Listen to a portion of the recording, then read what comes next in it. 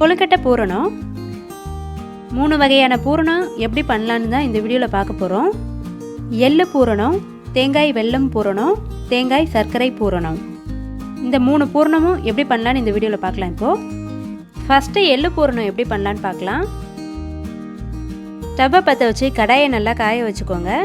அதில் 1 ஸ்பூன் நெய்யை விட்டுக்கோங்க.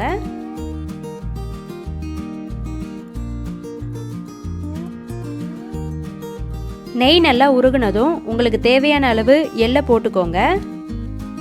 நீங்கள் கருப்பு எள்ளும் யூஸ் பண்ணலாம், வெள்ளை எள்ளும் யூஸ் பண்ணலாம். உங்களுக்கு எந்த எள்ளு வேணுமோ அதை நீங்கள் யூஸ் பண்ணிக்கோங்க. எள்ளை நல்லா வறுத்துக்கோங்க.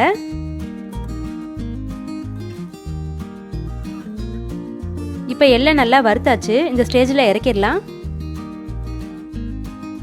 நம்ம வறுத்த எள்ளை நல்லா ஆற வச்சுட்டு மிக்ஸி ஜாரில் போட்டுக்கோங்க. அதை நல்லா பவுட்ரு பண்ணி அரைச்சிக்கோங்க. உங்களுக்கு எவ்வளோ இனிப்பு தேவைன்னு நினைக்கிறீங்களோ அந்த அளவுக்கு வெல்லம் எடுத்துக்கோங்க. அதை இந்த மாதிரி பொடி பண்ணி வச்சுக்கோங்க. இப்போ நம்ம பொடி பண்ணி வச்சுருக்க எள்ளையும் வெல்லத்தையும் ஒன்றா சேர்த்துக்கோங்க. அதை நல்லா கலந்து விட்டுக்கோங்க. உங்களுக்கு வாசனைக்கு வேணும்னா ஏலக்காவை நல்லா தட்டிட்டு தூள் பண்ணிவிட்டு இந்த எள்ளு பூரணத்தோடு சேர்த்துக்கோங்க. இப்போ நம்மளோட எள்ளு பூரணம் ரெடி ஆகிடுச்சு. அடுத்து தேங்காய் வெல்லம் பூரணம் எப்படி பண்ணலான்னு பார்க்கலாம்.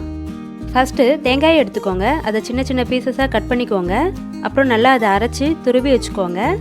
தண்ணி சேர்க்காமல் அரைக்கணும். உங்களுக்கு எவ்வளோ இனிப்பு வேணும்னு நினைக்கிறீங்களோ அந்த அளவுக்கு வெல்லத்தை பொடி பண்ணி வச்சுக்கோங்க. இந்த மாதிரி கடாய் நல்லா காஞ்சதும் அதில் நெய் விட்டுக்கோங்க.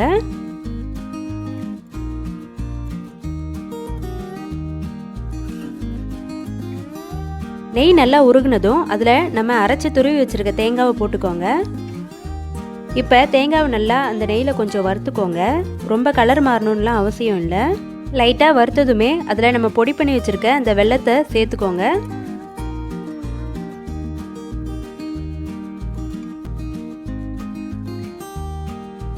நல்லா கிண்டி விடுங்க. வெல்லம்லாம் நல்லா சூட்டில் இலகி பேஸ்ட் மாதிரி மாறிடும். இந்த பதத்துக்கு வர மாதிரி நல்லா கிண்டிக்கிட்டே இருக்கணும். இந்த ஸ்டேஜில் இறக்கிடலாம். இப்போ நம்மளோட தேங்காய் வெல்லம் பூரணம் ரெடி ஆகிடுச்சு. அடுத்து தேங்காய் சர்க்கரை பூரணம் எப்படி பண்ணலான்னு பார்க்கலாம். தேங்காயை நல்லா சின்ன சின்ன பீசஸாக கட் பண்ணி வச்சுக்கோங்க. அதை நல்லா மிக்சியில் போட்டு அரைச்சி துருவி வச்சுக்கோங்க. தண்ணி சேர்க்காமல் அரைக்கணும். ஸ்டவ்வில் கடாய் வச்சுக்கோங்க. கடாய் நல்லா காஞ்சதும் நெய் விட்டுக்கோங்க.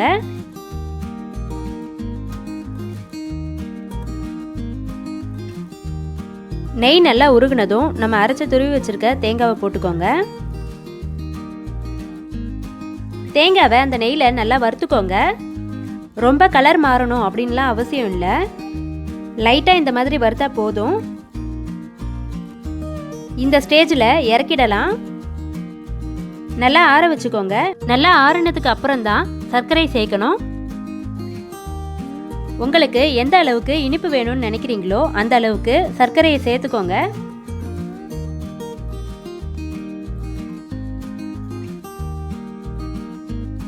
சர்க்கரையை சேர்த்துட்டு நல்லா கிளறி விட்டுக்கோங்க. இப்போ நம்மளோட தேங்காய் சர்க்கரை பூரணம் ரெடி ஆகிடுச்சு. இந்த மாதிரி பூரணங்களை உங்கள் வீட்டில் நீங்களும் கொழுக்கட்டைக்கு செஞ்சு ட்ரை பண்ணி பாருங்கள். இந்த வீடியோ உங்களுக்கு பிடிச்சிருந்தா லைக் பண்ணுங்கள், கமெண்ட் பண்ணுங்கள், சப்ஸ்கிரைப் பண்ணுங்கள்.